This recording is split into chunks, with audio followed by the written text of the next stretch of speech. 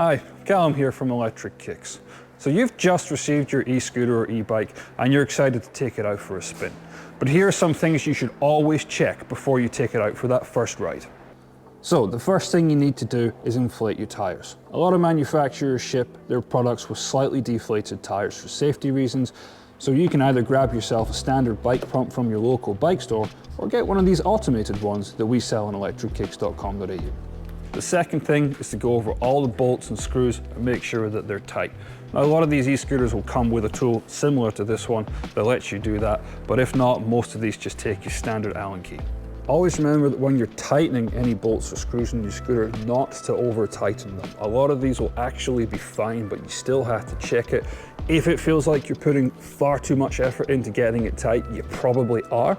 Just make sure it's comfortable and that you're not overexerting yourself or the bolt. The next thing you should always do is fully charge your battery. Now, we know this can delay your riding for a few hours, but actually just launching straight into using the scooter without doing this can cause irreparable damage to your battery and shorten its life.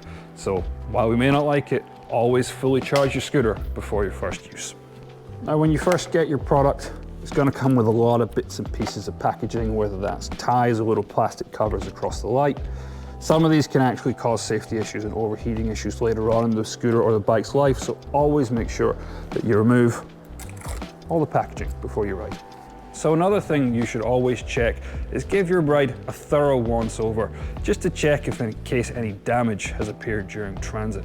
While this is very, very rare, it does happen from time to time, and the best way of dealing with it is finding that damage and having it rectified before you ride.